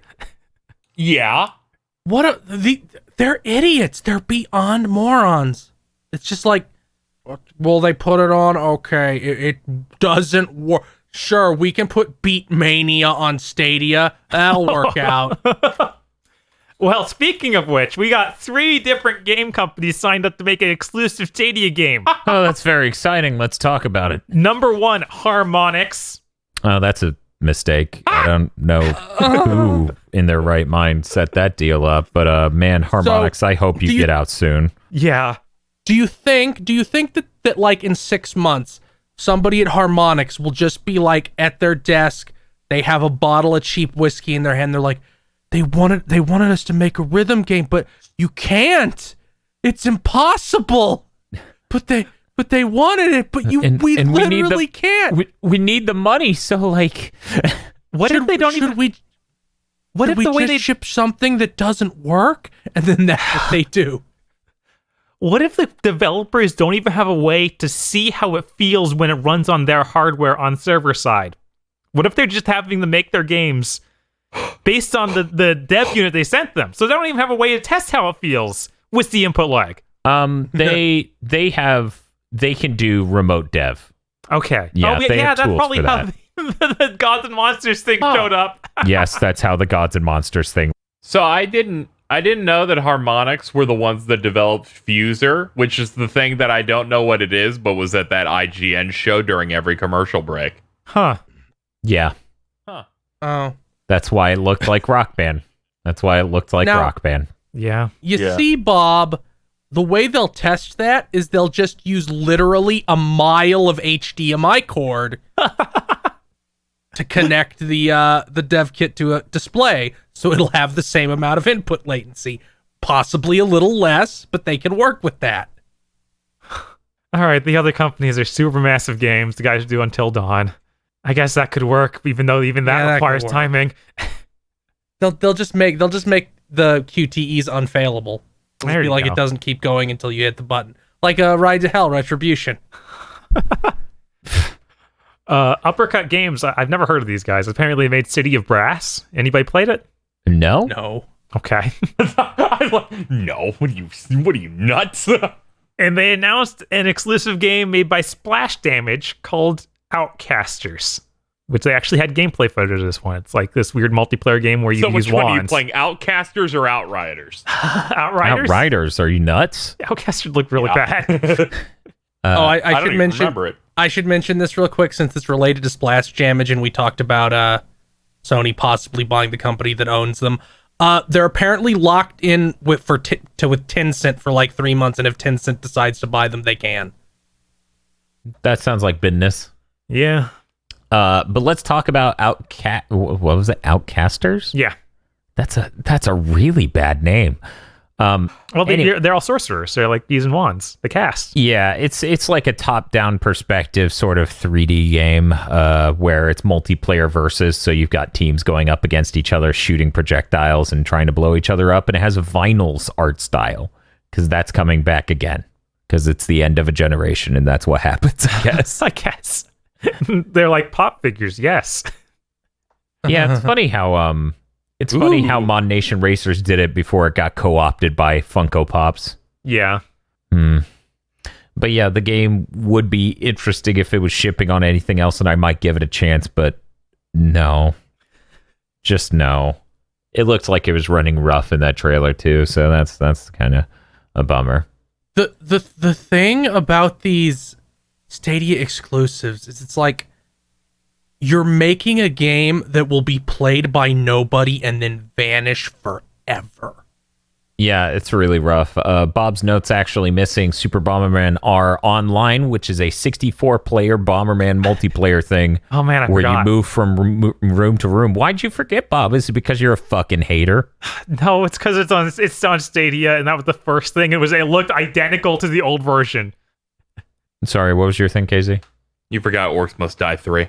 Oh yeah. Yeah, whatever. Anyways, so about Super Bomberman R Online, they basically You're like, I apologize for cutting you off. It was such an important game. they added a 64-player mode to Super Bomberman R. There's no implication that they're even porting the single player, but it's, they're trying to do that massive scale sort of battle royale thing. So it's a screen space size room, but there are an 8x8 grid of them, so you can exit certain walls, kind of like Smash TV or whatever. And you just walk on through to the next room and try to kill everyone. That sounds like a really great idea for a mode. I look forward to it coming to any other version of that game. Okay. Here's my guess. Mm-hmm. It will never come to anything else because it's actually just a local mode. No, I don't think the way their infrastructure set up allows for that. Because it's not one machine that's running multiple instances of Stadia. Each blade is its own Stadia in the server. Didn't they say that's how fighting games would work and online would be super smooth because of that, though? They meant local as in locality, not as in same hardware runs both instances. So they're on the same server backbone. So that would remove, online lag and stuff from player to player and all of the networking nightmares around that. It would just add input buffering or input latency back in because of Stadia. But yeah, I don't think. I mean, Bomberman already has online, so it could technically scale up. Yeah, I don't know if it's in every version, but I swear to God, it was in the Switch version at launch. Who knows? Maybe I'm wrong. Maybe I'm misremembering. But they updated that game a ton, so I totally expect this to come to other versions. Because, they sell costumes and stuff for that game. You can play as a Belmont, or Dracula, or Metal Gear, or the Vic Viper. They didn't announce any special Bomberman skins for Stadia, unfortunately. Yeah, no, that would have been funny as hell. You play as the Google YouTube logo? head. I don't know. Yeah, YouTube head, exactly. Okay, for some reason I thought it didn't have multiplayer, but all the versions online multiplayer, but all the versions do. I guess I just assumed Konami was a dumb bad company and would therefore not include the most obvious thing you'd want in a Bomberman game. Yeah, Bomberman R was a surprisingly good effort on their part, and I think that was the beginning of Konami looking like they cared or had a clue again. So, good on them. And then they revealed that Contra game. And then they made Metal Gear Survive. Yeah, they did. I think Survive came before Bomberman. At very least, it was in development longer, of course. I'm pretty sure we knew about it. Yeah. Yeah. It didn't come out till almost a year later, so I don't think we knew about it until after Bomberman R came out. No, we did, because it was announced 2 years before it came out. What a fucking mistake. Yeah, Yes. no, that was like one of the most hated trailers in gaming at the time. God, it wasn't even a year after 5 came out and was shipped incomplete. Yep. Hey, Casey, take us through the actually good conference. Get us out of here. The better one. Okay. We had the Ubisoft Forward, and they showed a variety of things. I put the highlights in here. So, first up, we got Watch Dogs Legion. They got the people from that did the Spider-Verse stuff to make a trailer. So that's why that opening live action animated mixed thing looked like that. Yeah, it was real And then weird. they showed they showed some gameplay, showed some story. One of the missions was just straight up the thing I did at the preview event, and said it was coming out October 29th, and then they moved on to Assassin's Creed Valhalla. They showed gameplay of that. As someone who went to one of their events, played one of their games, I came out of looking at that going, that looks a lot rougher, but don't worry, it's farther away, right? And they said no, less than 3 weeks away from Watch Dogs, November 17th. Yeah, they don't have that much time left in the year, KZ. It's got to come out. Yes. I love the part where the boat hit a brick bridge and then blew up for no reason. And they showed it twice. Yeah, that was the best part of the whole thing. And the cheerleader axe throw that he did 100 times throughout all the video we saw of this game. Yeah, I thought it was interesting, the preview coverage for these games, where people played Watch Dogs a while back and said, yeah, in the old build, it's we were going to have levels for the characters.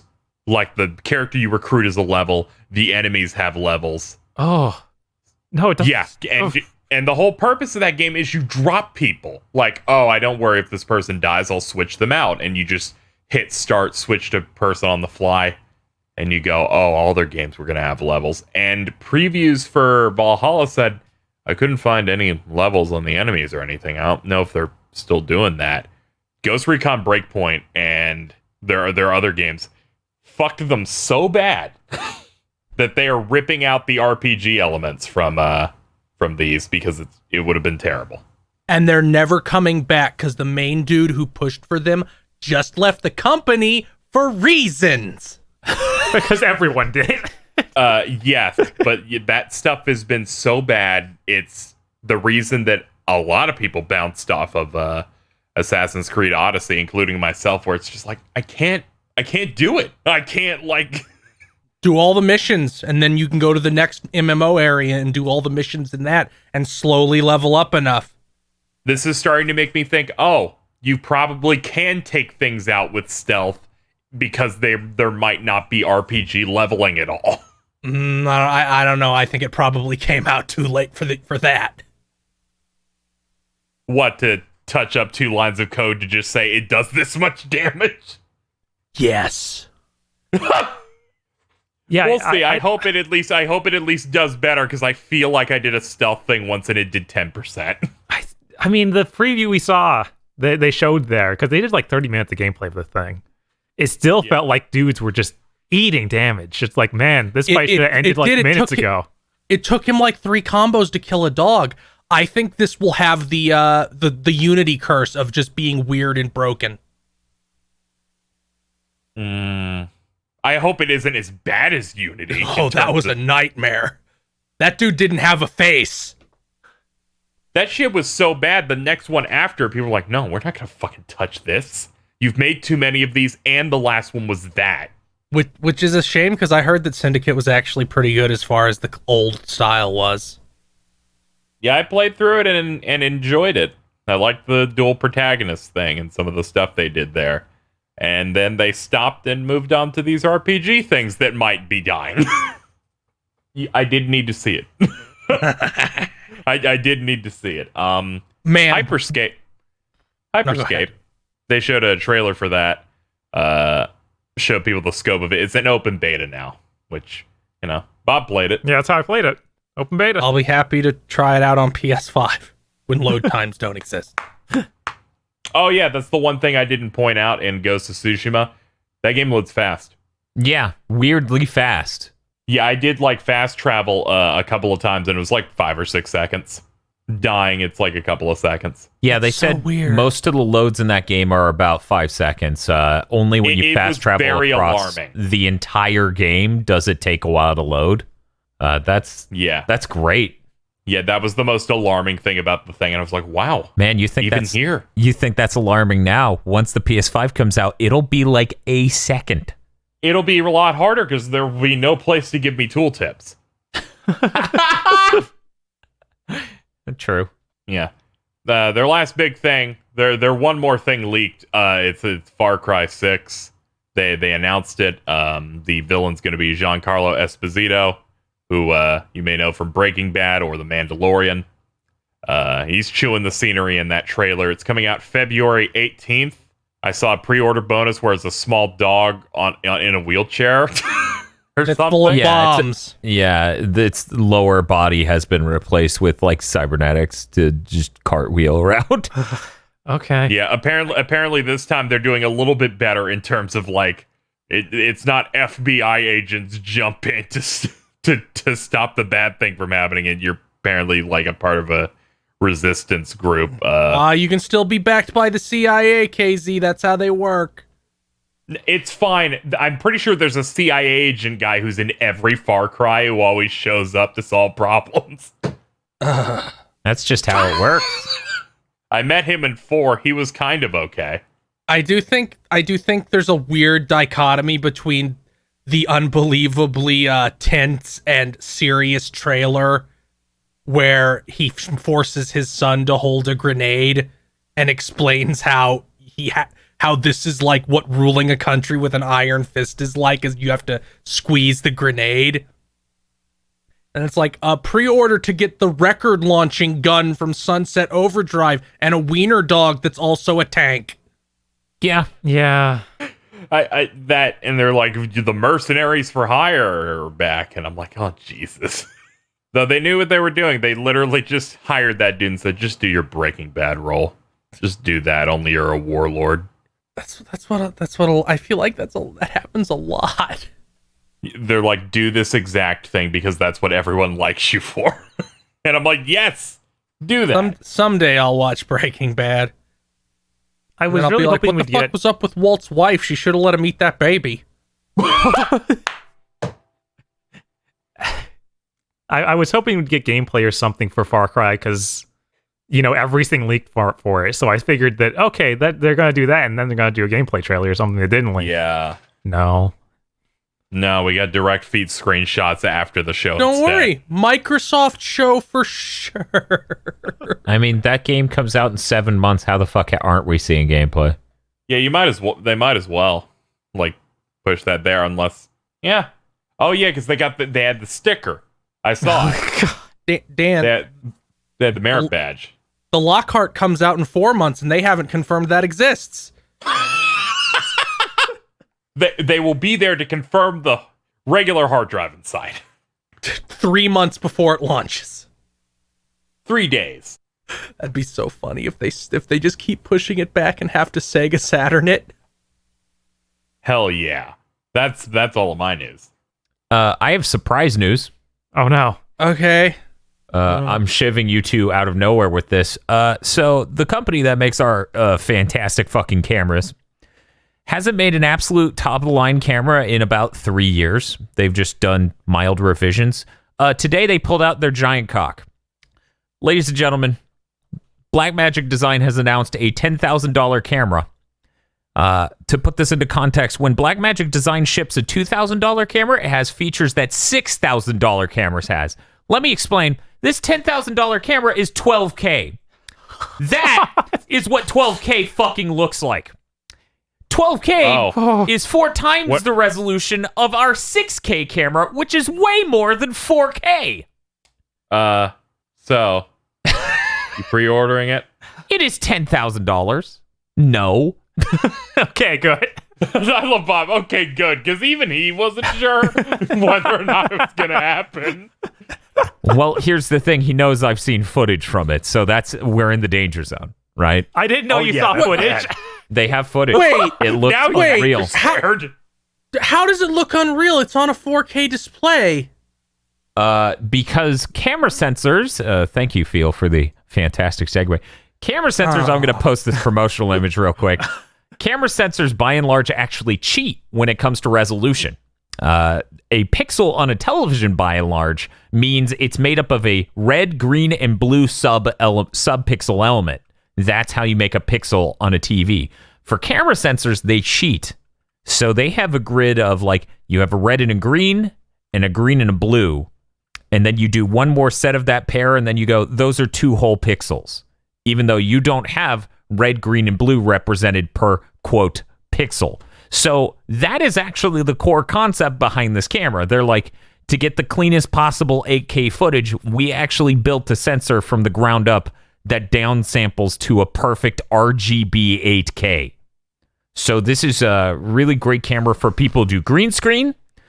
All the footage out of this thing has an insane amount of detail in it, like the texture you can see and everything, which a lot of people don't realize. When you up the resolution on a camera sensor, that's how it looks. You can see the texture in, like, my denim jacket or other fine details like the way walls look and stuff. You can actually render that, because much like a video game, if your camera isn't a high enough resolution at the sensor level, you just don't see the detail in things unless you shove the camera way up on it.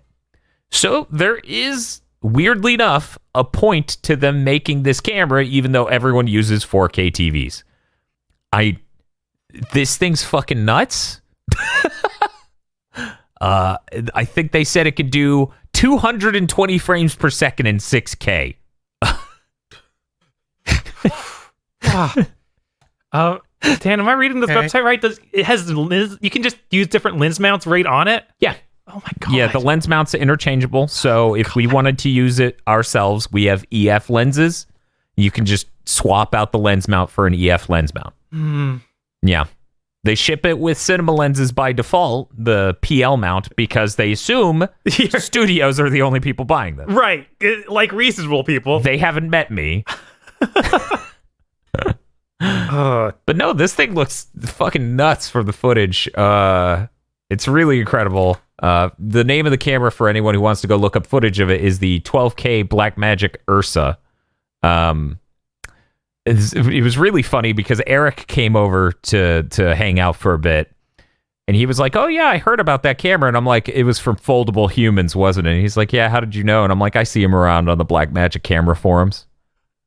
I'm like, Dan Olson, that's that fucking Foldable Humans guy. Or I think he goes by Foldable Ideas. I forget which it is nowadays. He switched his branding at some point.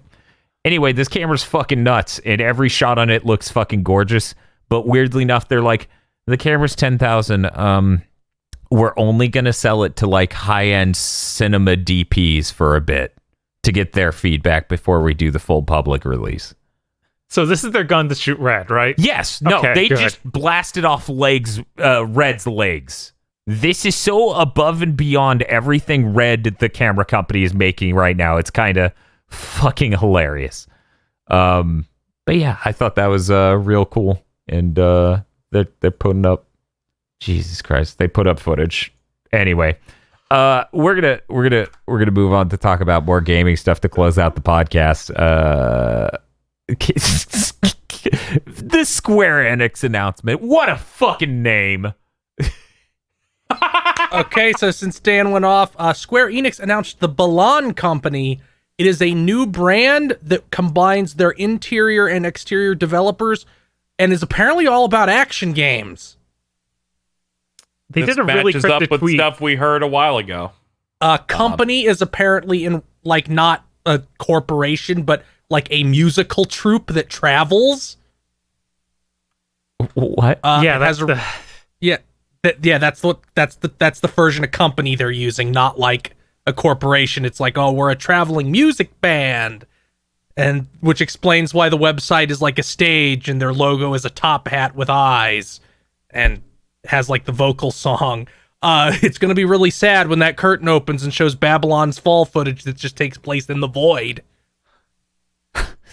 I hope they have something else to fucking show.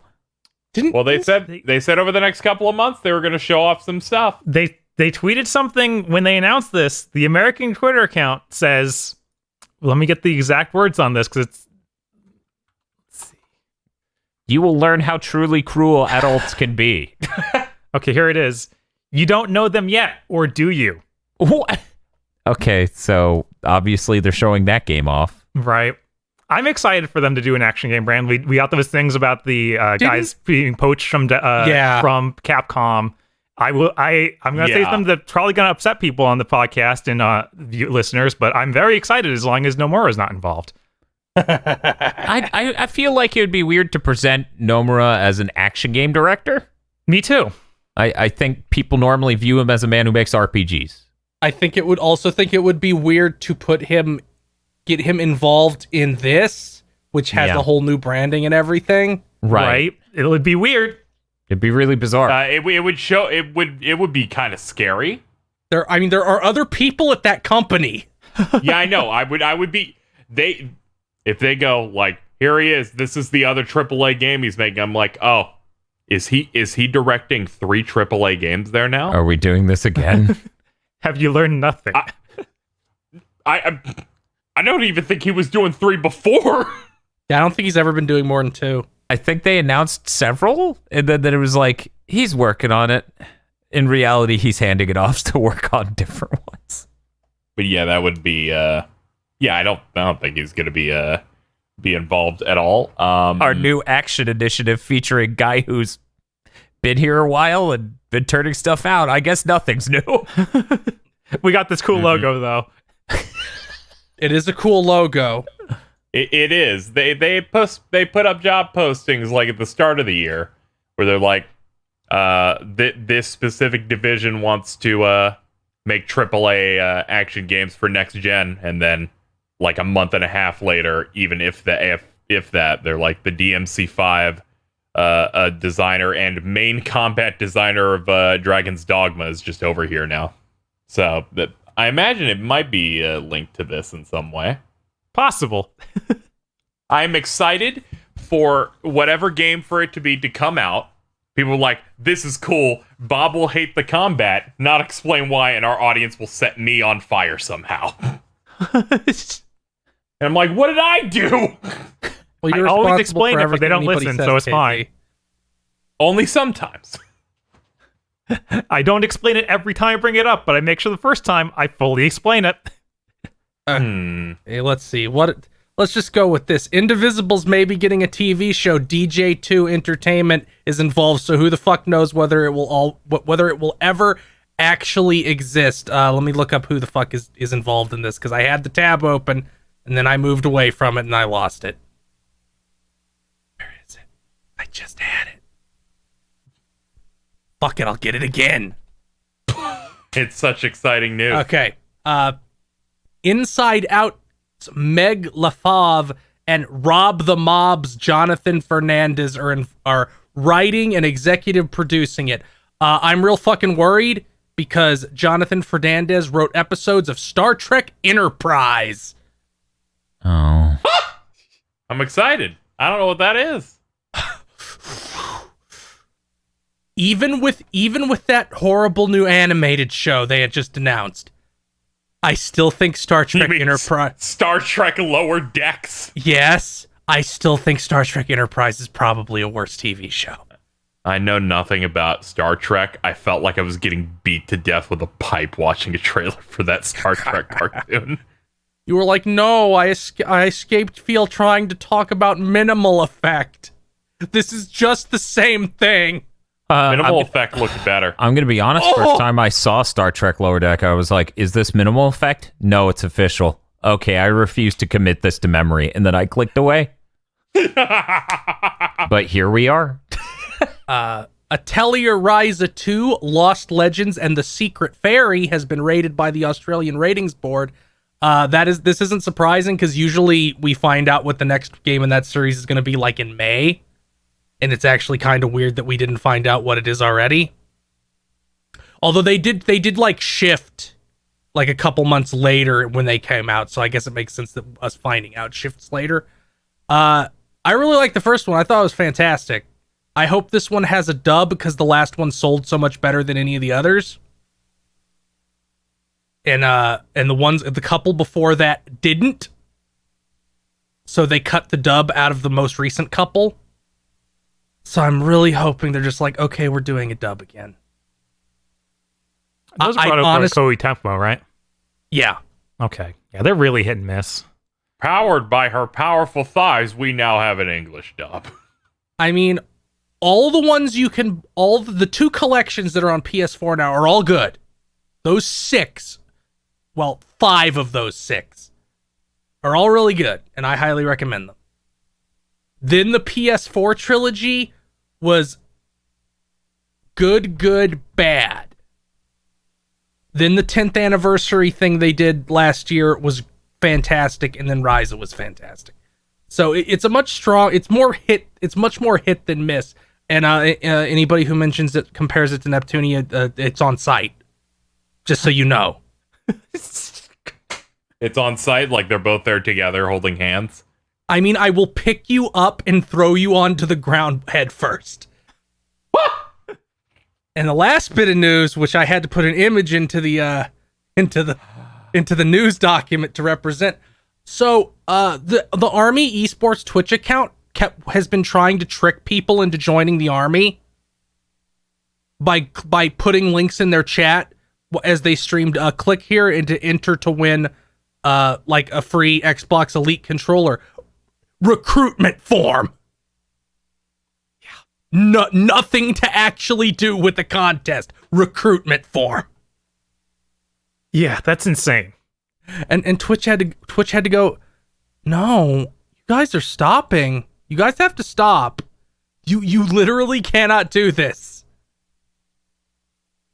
And then Major General Frank Muth, head of Army recruiting in the Army Esports Project, basically said, we started this to groom children into joining.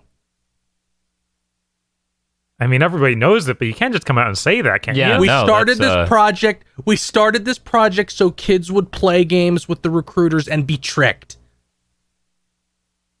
I mean, I've always just assumed that was their thing when it's like, wow, why is the one network in which I saw the most U.S. Army recruitment like commercials G4? Yeah. Yeah. They did like 2 every half hour. Yeah, it was real rough. They've always been like this. It's getting real dire. It's like, the world, nobody has a job. It's our time. Pounce. Yeah. Ugh. I think that's everything. I'll check Cool. and make sure we didn't miss anything.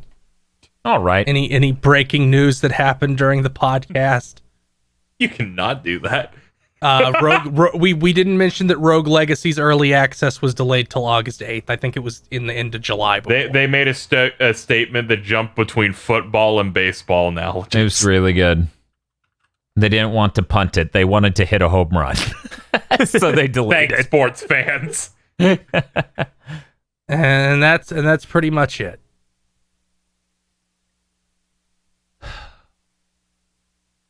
Dan. We're gonna be streaming some stuff if all goes according to plan. It's dependent on some other streamer, but we may be doing Mega Man Maker next Friday. Oh my!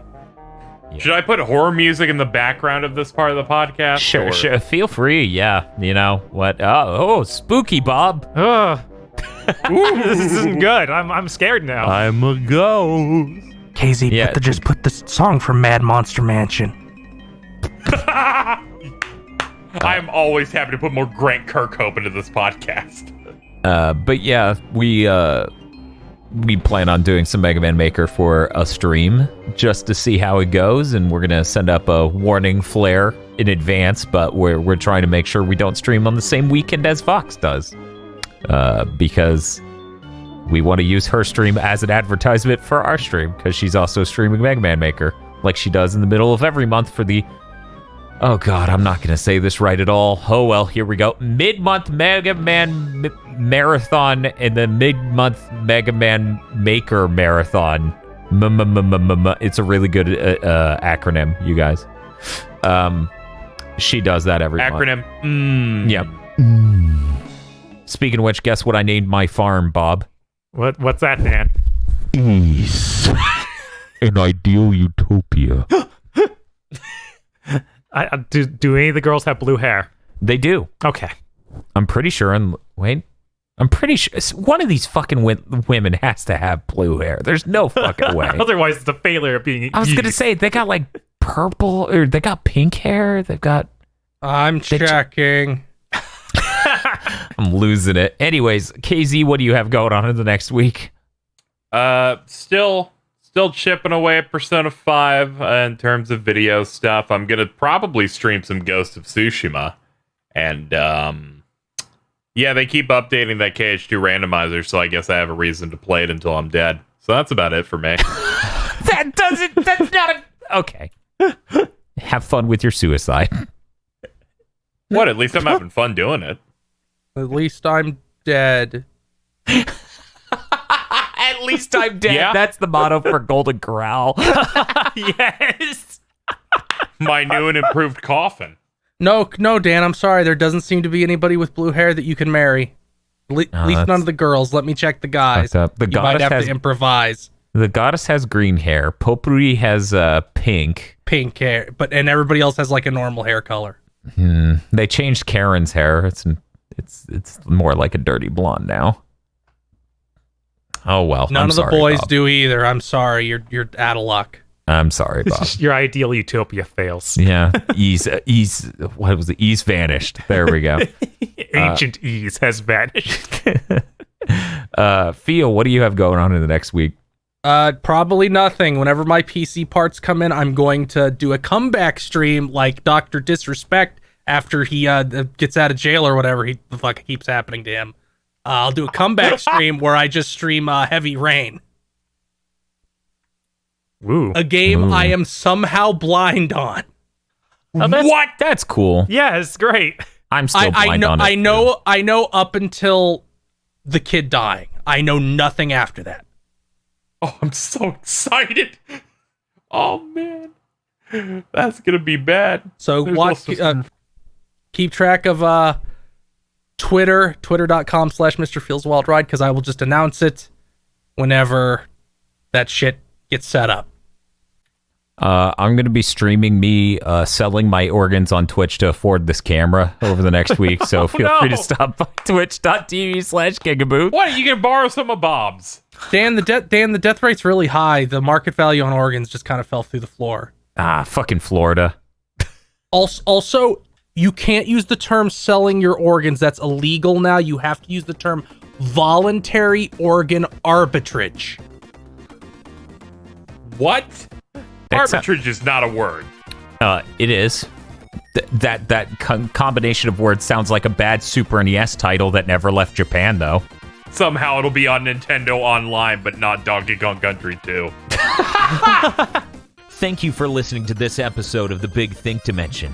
If you would like to support the GB Podcast Network, head on over to patreon.com/GB Podcast, so that way you can get exclusive behind the scenes on stuff, other content. There's a lot of content. It's basically non-ending avalanche of content. So head on over there, become a $5 backer or a Podlord today.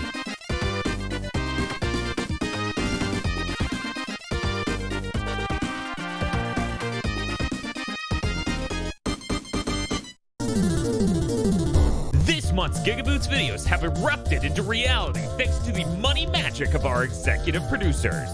Esme, Nicholas Cameron, E. Lee Broyles, Star Falcon, Spaceman Spiff, Danny Richardson, Red Blaze 27, They Podlord Now, and local himbo Adam Admar. Thank you very much to our executive producers. And also these guys. If you want to become powerful like our executive producers, you can head on over to patreon.com/gigaboots today.